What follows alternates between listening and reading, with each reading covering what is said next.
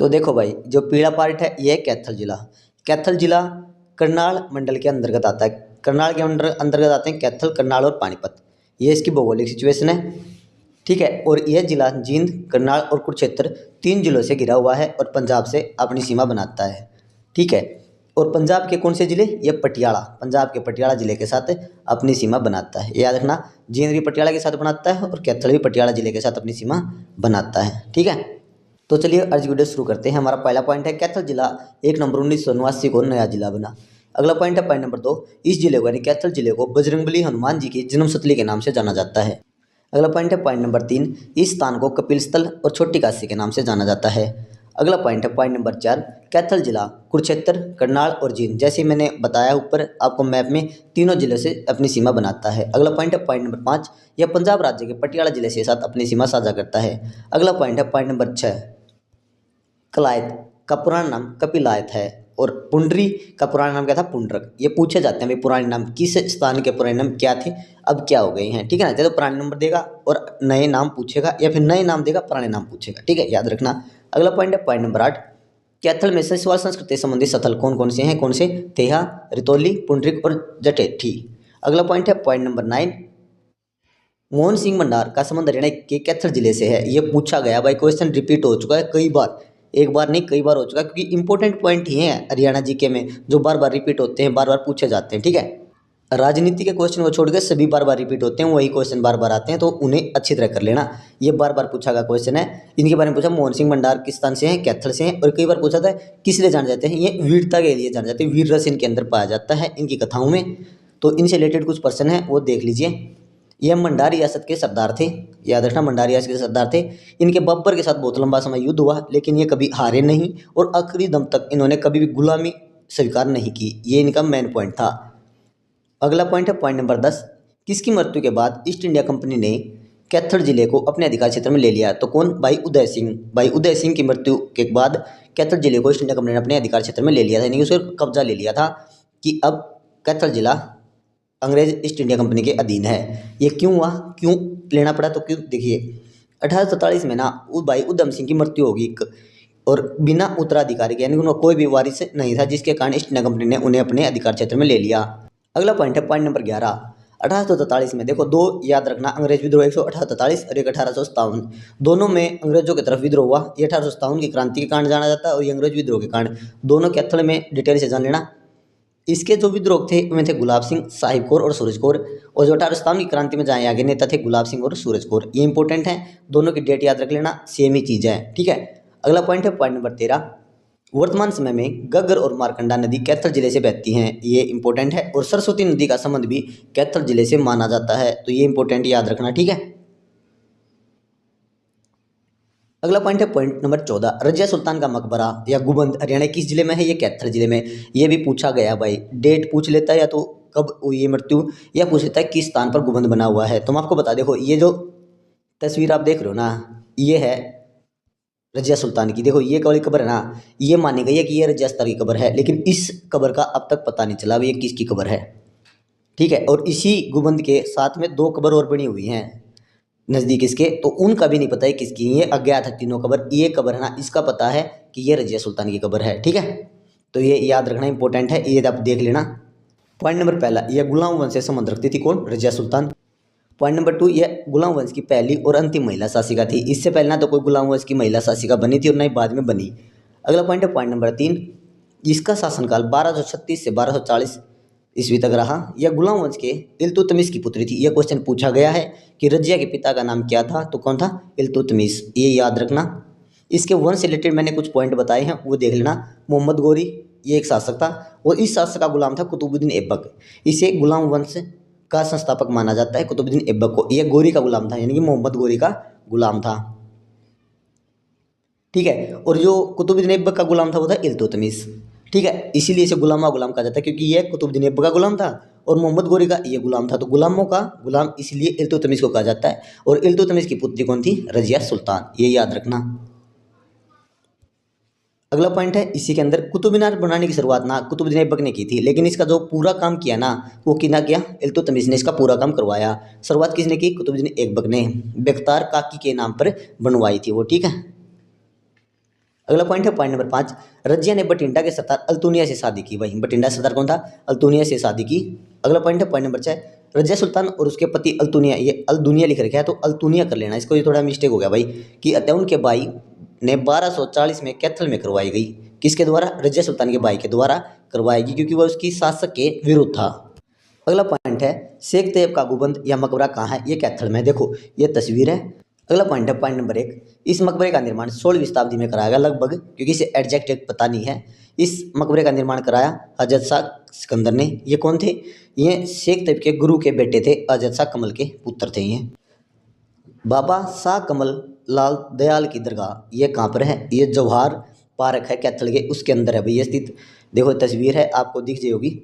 इससे रिलेटेड कुछ पॉइंट है, इंपॉर्टेंट पॉइंट है भैया, मानी गई है, बहुत ज़्यादा फेमस है, हरियाणा के अंदर बहुत ज़्यादा फेमस है, ऑल इंडिया फेमस है ये हिंदू मुस्लिम एकता का प्रतीक मानी जाती है भाई से, ठीक है। और इस दरगाह के अंदर ना पूजा पाठ से संबंधित सभी कार्य करने की जिम्मेदारी एक पुजारी होती है, हिंदू पुजारी को दी गई है, ठीक है।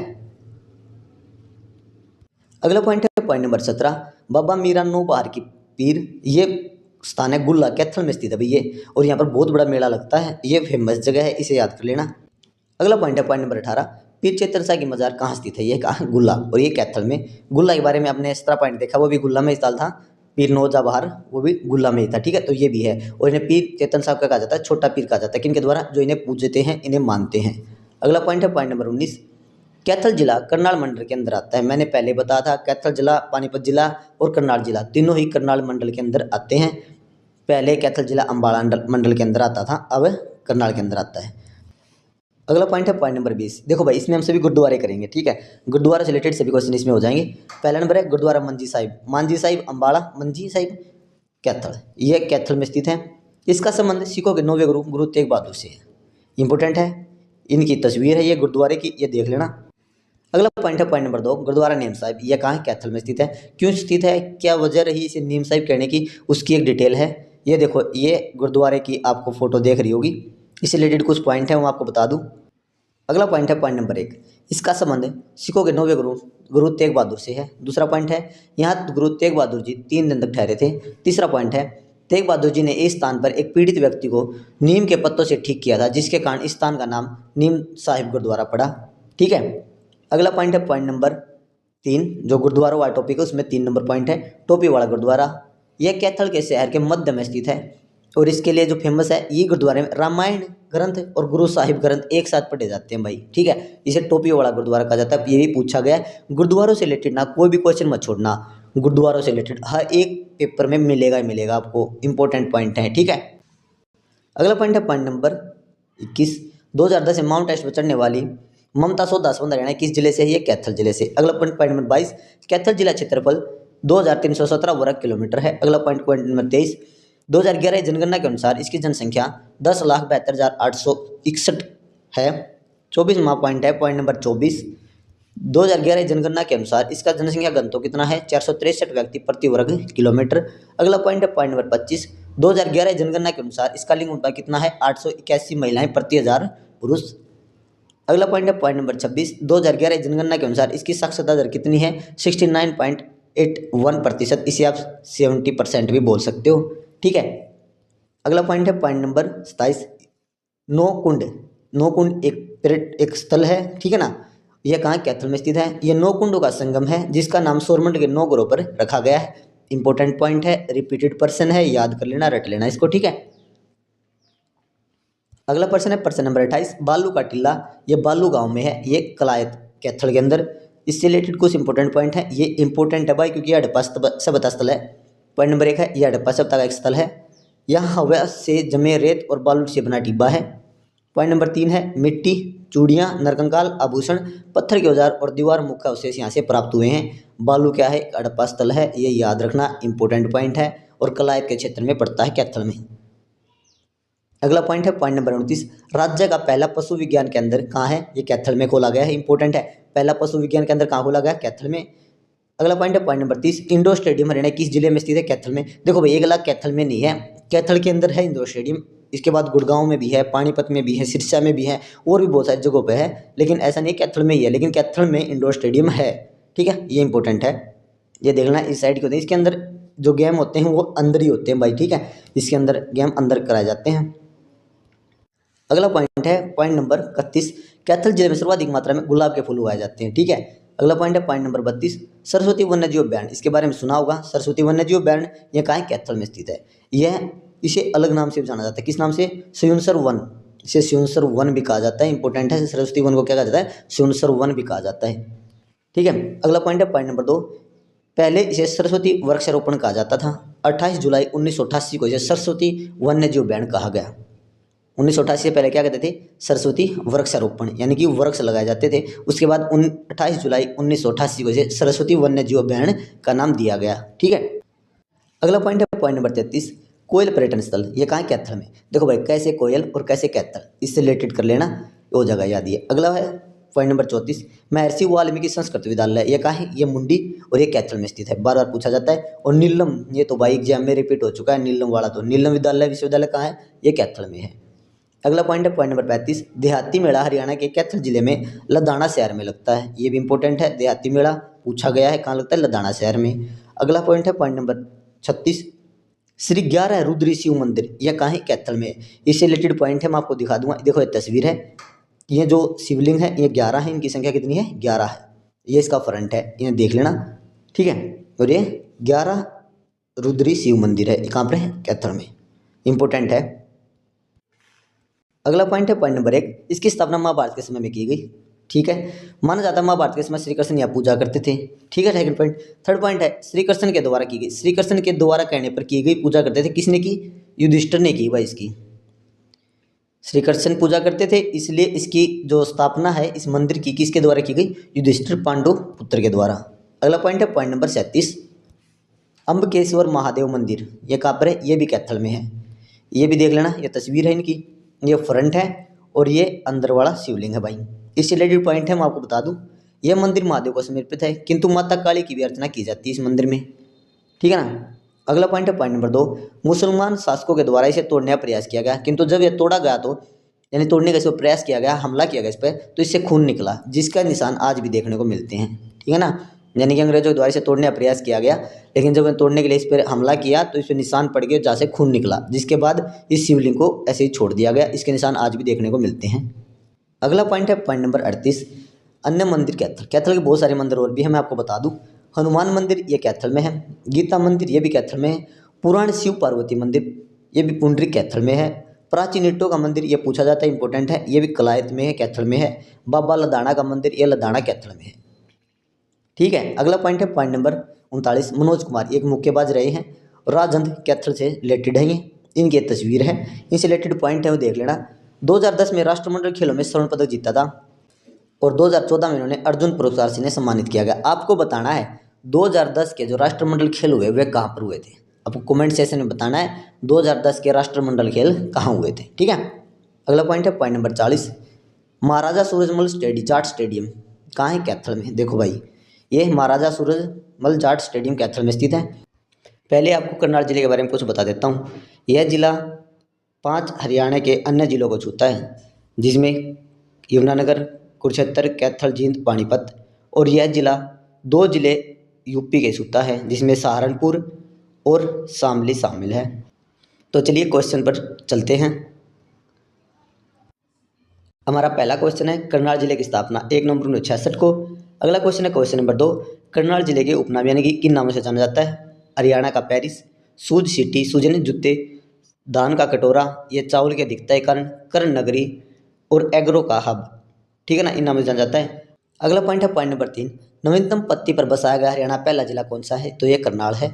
अगला पॉइंट है पॉइंट नंबर 4, इस शहर को कर्ण नगरी के नाम से जाना जाता है।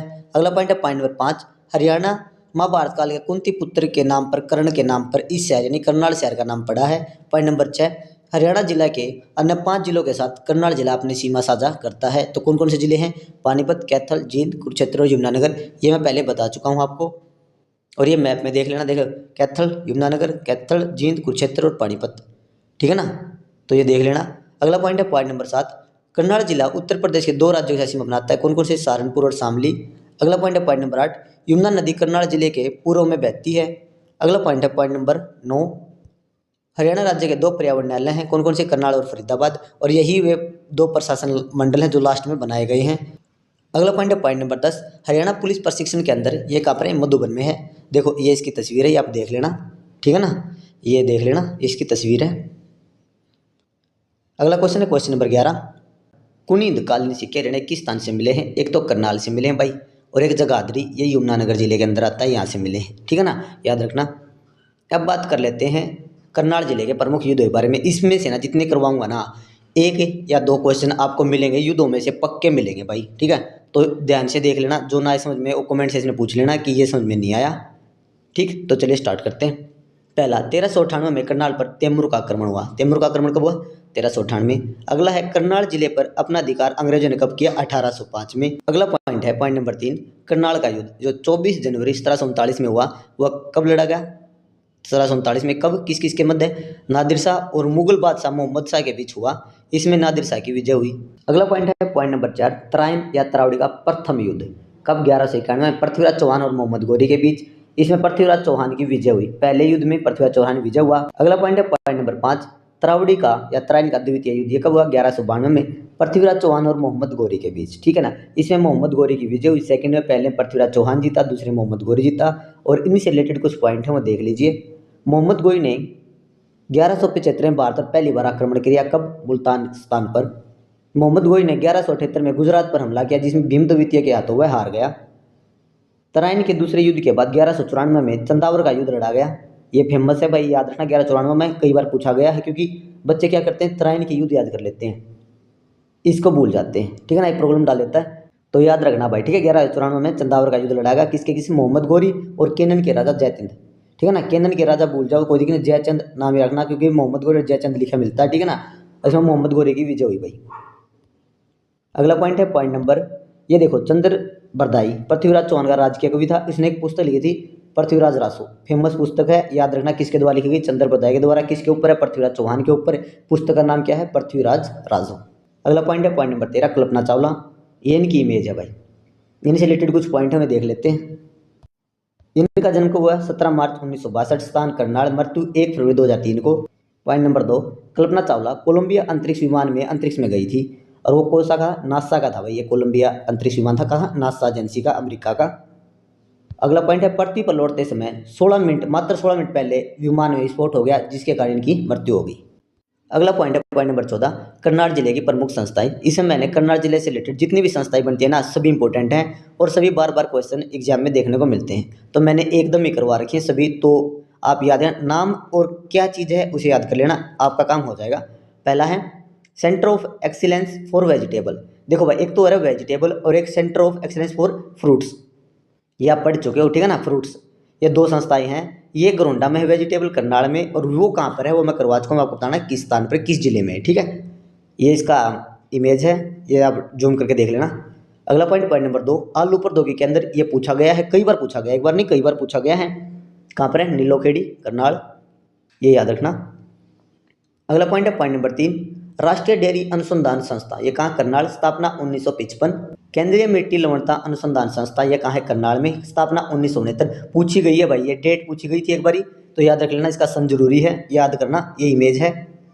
अगला पॉइंट है पॉइंट नंबर 5, भारतीय गेहूं और जौ अनुसंधान करनाल में स्थित है, 1978 में इसकी स्थापना की गई। और ये देख लेना, ये चित्र भी बने हुए हैं किसानों के, ठीक है ना, मशीनों के। अगला पॉइंट है पॉइंट नंबर 6, राष्ट्रीय पशु अनुवांशिक संस्थान, ये कहाँ है? करनाल में, इसकी स्थापना कब हुई? 1984 में। अगला पॉइंट भी सेम सिमिलर है, सिर्फ ध्यान रखना ब्यूरो, ये ब्यूरो है, ये संस्था थी, ये ब्यूरो है, और इसकी 1985 में स्थापना की गई, दोनों ही करनाल में है, याद रखना।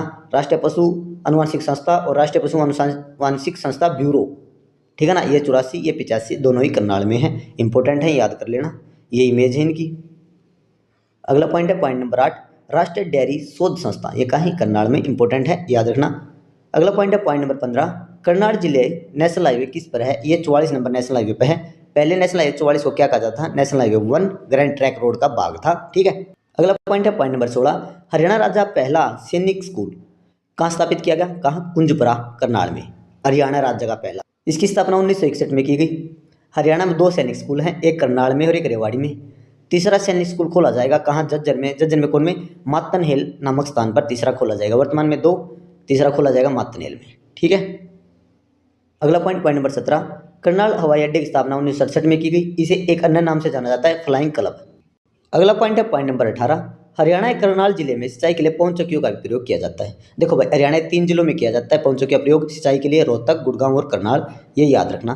ठीक है। अगला पॉइंट है पॉइंट नंबर 19, सर्वाधिक घोड़े हरियाणा के करनाल जिले में पाए जाते हैं।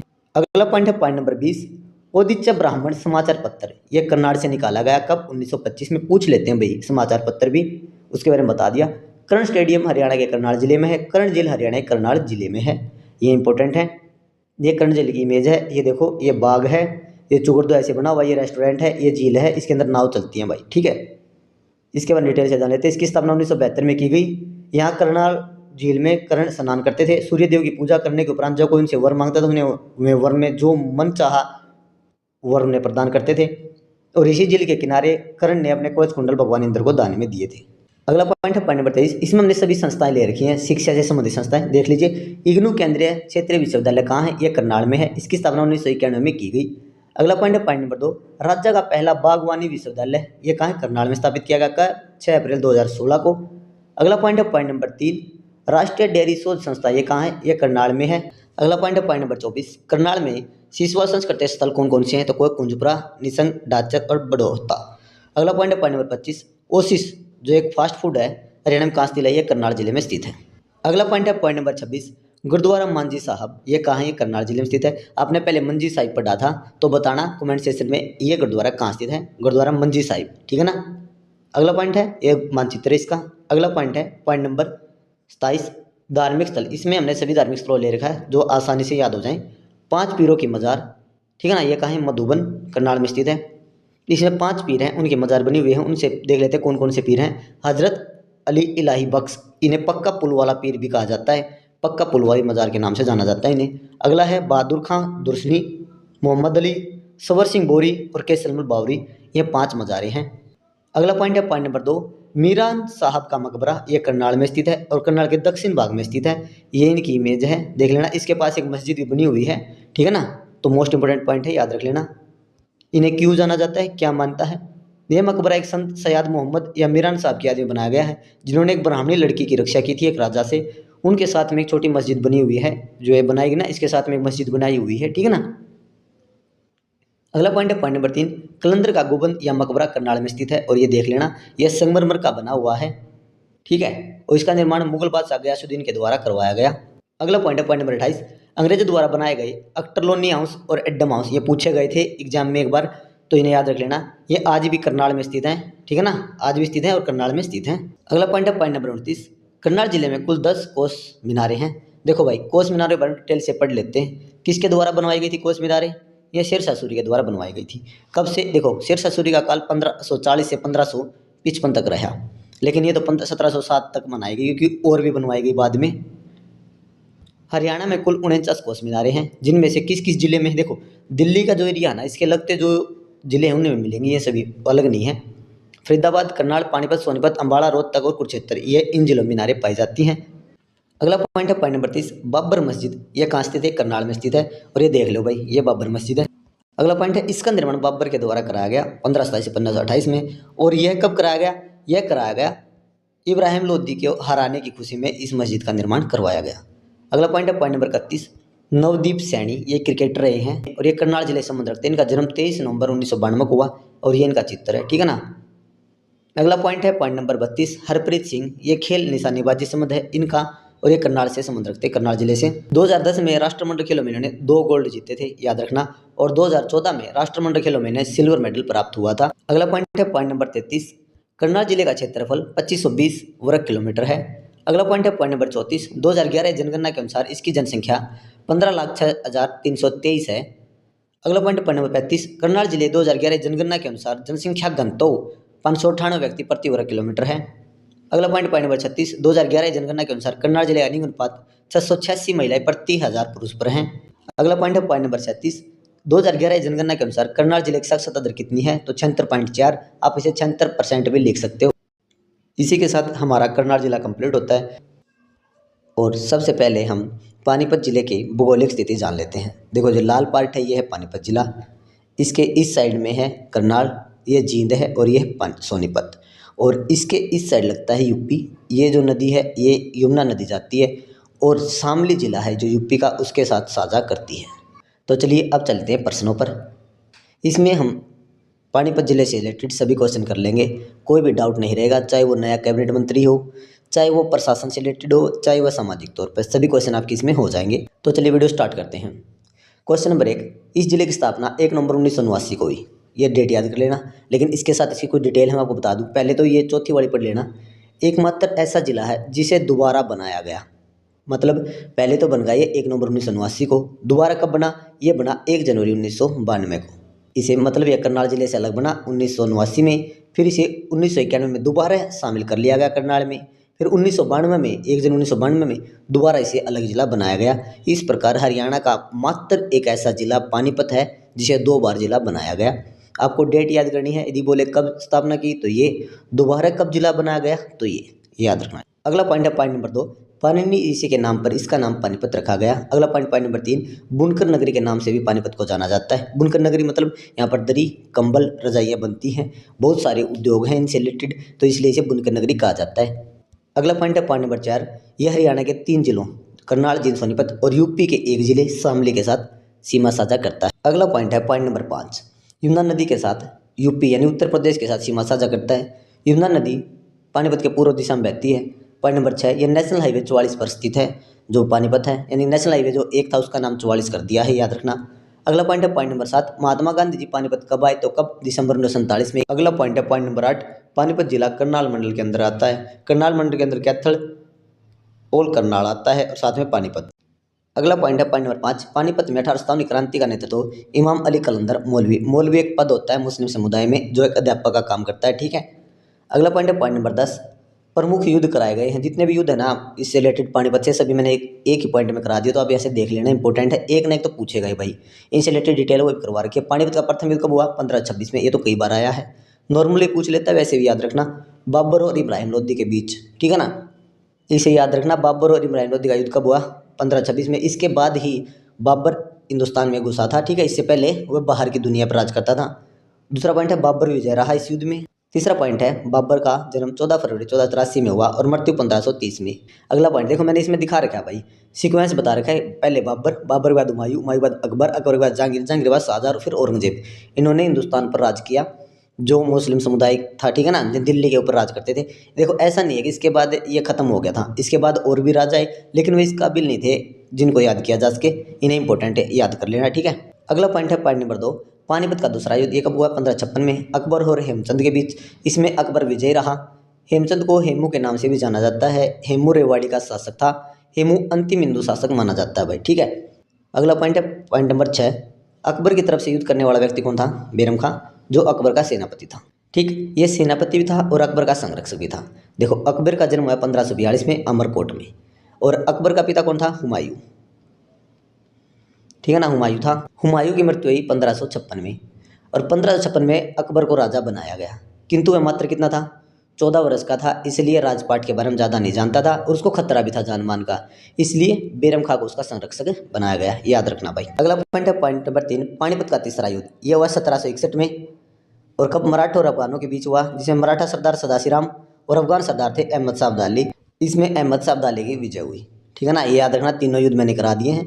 अगला पॉइंट है पानीपत के प्रमुख स्मारक, पहला है सलारगंज गेट, यह पानीपत में, यह इसका मानचित्र है।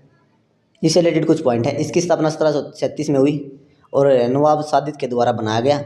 इसे बुआब ए फेज गेट के नाम से भी जाना जाता है। अगला पॉइंट है पॉइंट नंबर 2, काबुली बाग मस्जिद, यह पानीपत में स्थित है और ये इनकी इमेज है, देख लेना, ठीक है ना। इससे रिलेटेड कुछ पॉइंट है, इसकी स्थापना 1527 में की गई, किसके द्वारा, बाबर के द्वारा, और इसकी अपनी पत्नी काबुली बोल्ट की याद में काबुली मस्जिद बनाई गई, और इन्होंने यह बनाई इब्राहिम लोदी को हराने के बाद। इब्राहिम लोदी का युद्ध कब हुआ, 1526 में, पानीपत का प्रथम युद्ध, उसे हराने के बाद इसे बनवाया गया। अगला पॉइंट है पॉइंट नंबर 3, इब्राहिम लोदी का मकबरा, ये पानीपत में है, क्योंकि युद्ध पानीपत में हुआ तो मरा पानीपत में, और मरा पानीपत में तो मकबरा ही वहाँ बनवा दिया। कब बना, ये 1526 में, इसकी मृत्यु के बाद बनाया गया, और यह है सूफी संत बू अली साई कब्र है ना उसके नज़दीक है, ठीक है ना। अगला पॉइंट है पॉइंट नंबर 4, पानीपत में काला अम्ब है, कहाँ पर, पानीपत में, ये देखो भाई, ये एक बगीचा है, ठीक है ना, पार्क है एक। अगला पॉइंट है, इसकी स्थापना 1761 में की गई। इसे पानीपत की तीसरी लड़ाई में यूज किया गया था, यानी उससे रिलेटेड काला अम्ब।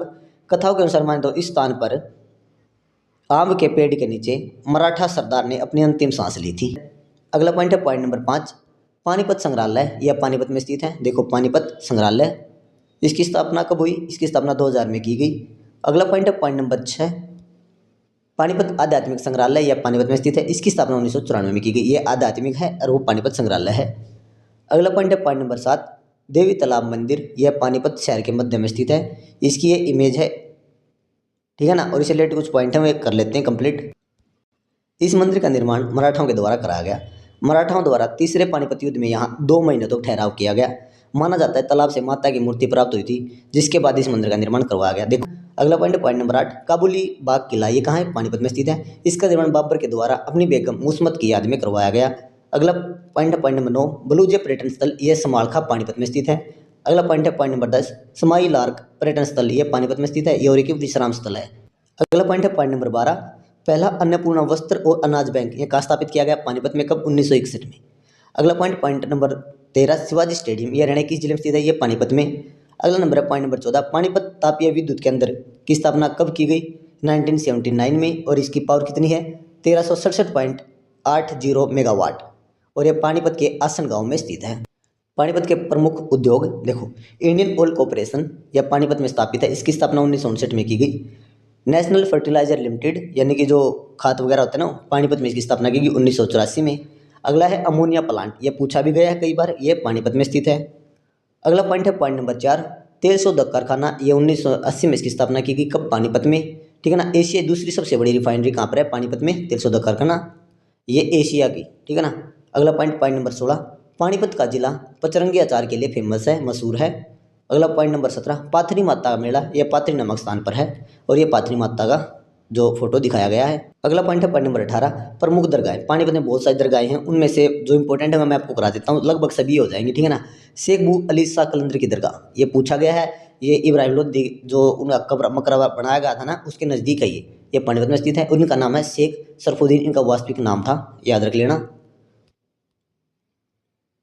देखो ये दरगाह भाई, ठीक है। अगले पॉइंट है संत मीरा शाह मज़ार। ये पानीपत में है। ख्वाजा उस्ताद अली की दरगाह बोल दो या ख्वाजा उस्ताद अली की दरगाह, ये पानीपत में है। हाली की दरगाह पूछी गई है, कई बार क्वेश्चन आया है। ये कहाँ है? पानीपत में। शेख अन्नामल्ला की दरगाह, ये कहाँ है? पानीपत में। अगला पॉइंट नंबर 19, भारतीय सेवा में यानी कि भारतीय सेना के अंदर 75% कम्बलों की आपूर्ति पानीपत से पूरी की जाती है। याद रखना, पूछा गया क्वेश्चन है। अगला क्वेश्चन है नीरज चोपड़ा। ये जेवलिन थ्रोवर हैं, इनके बारे में सब जानते हैं। इन्हें अलग अलग नामों से जाना जाता है। ये इनकी इमेज है, उन्हें रिलेटेड कुछ क्वेश्चन है, वे हम जान लेते हैं। तो पॉइंट नंबर 1 है, इनका जन्म 24 दिसंबर 1997 को खंडरा नामक गांव में हुआ, पानीपत में। इन्हें गोल्डन बॉय और सरपंच दोनों नामों से जाना जाता है। गोल्डन बॉय भी नाम से जानते हो, सरपंच है। 2020 में इन्होंने टोक्यो ओलंपिक में गोल्ड मेडल जीता था। 2024 में पेरिस ओलंपिक में इन्होंने सिल्वर मेडल जीता। याद रखना कौन कौन से? 2020 में गोल्ड और 2024 में सिल्वर। विश्व चैंपियनशिप 2030 में बुडापेस्ट में हुई, जो उन्होंने गोल्ड मेडल जीता। 2018 में इन्हें अर्जुन पुरस्कार से सम्मानित किया गया। क्या 2018 में इन्हें अर्जुन पुरस्कार से सम्मानित किया गया। 2021 में भारत खेल रत्न पुरस्कार से इन्हें सम्मानित किया गया। 2022 में इन्हें पद्म श्री से भी सम्मानित किया गया। तीनों पॉइंट इंपॉर्टेंट हैं, ठीक है ना। जितने करवाए सभी इंपॉर्टेंट है और पर पूछे जाने वाले पॉइंट हैं, ठीक है। अगला पॉइंट है पॉइंट नंबर 21, विधानसभा 2024 में जो कैबिनेट मंत्री बने, 2 कैबिनेट मंत्री ऐसे हैं जो पानीपत के क्षेत्र से आते हैं, जिसमें इसराना और एक पानीपत ग्रामीण है। इसराना विधानसभा क्षेत्र से कौन है? कृष्ण लाल पवार, ठीक है। इसके बारे में देख लेते हैं। ये इनकी फोटो भाई। और इन्हें कौन सा मंत्रालय मिला है? ये कैबिनेट मंत्री हैं, 14 कैबिनेट मंत्री हैं हरियाणा के अंदर, ठीक है ना। इन्हें विकास और पंचायत मंत्रालय मिला है। अगला है महिपाल डांडा, ये पानीपत ग्रामीण क्षेत्र से हैं, विधानसभा क्षेत्र, ठीक है ना। ये इनकी फोटो है। और इन्हें मिला है शिक्षा मंत्रालय। याद रखना, पूछा जाता है शिक्षा मंत्रालय, बार बार पूछा गया है, याद कर लेना, इंपॉर्टेंट है। अगला पॉइंट है पॉइंट नंबर 22, पानीपत जिले का क्षेत्रफल कितना है? तो कितना है? 1268 वर्ग किलोमीटर। अगला पॉइंट नंबर 23, प्रमुख खनिज कौन सा है? पदार्थ गंधक पाया जाता है पानीपत जिले में। अगला पॉइंट है पॉइंट नंबर 24, 2011 जनगणना के अनुसार इसकी जनसंख्या है 12,02,811। अगला पॉइंट है पॉइंट नंबर 25, 2011 जनगणना के अनुसार इसका जनसंख्या घन तो 949 व्यक्ति प्रति वर्ग किलोमीटर है। अगला पॉइंट नंबर 26, 2011 जनगणना के अनुसार इसकी साक्षरता दर 77.5% है, ठीक है ना। अगला पॉइंट नंबर 27, पानीपत में हैंडलूम व कालीन उद्योग प्रसिद्ध है। याद रखना, ये पूछा गया है, हैंडलूम और कालीन उद्योग कहाँ का प्रसिद्ध है? ये पानीपत का। इसी के साथ हमारी ये वीडियो कंप्लीट होती है। इसमें हमने पानीपत से रिलेटेड सभी क्वेश्चन कर लिए हैं। यदि फिर भी कोई भी क्वेश्चन रहता है तो आप कमेंट सेक्शन में बता सकते हैं, लेकिन मेरे हिसाब से कोई क्वेश्चन नहीं रहेगा। जितने भी क्वेश्चन प्रीवियस में पूछे गए हैं उनसे रिलेटेड जो आ सकते हैं वे, और जो कुछ चेंजेज हुए हैं हमने सभी इसमें करवा दिए हैं। वीडियो को लाइक, शेयर और चैनल को सब्सक्राइब कर लेना यदि आपको वीडियो अच्छी लगे, और चैनल को सब्सक्राइब करना मत भूलना। मिलते हैं एक नई वीडियो के साथ। Thank you.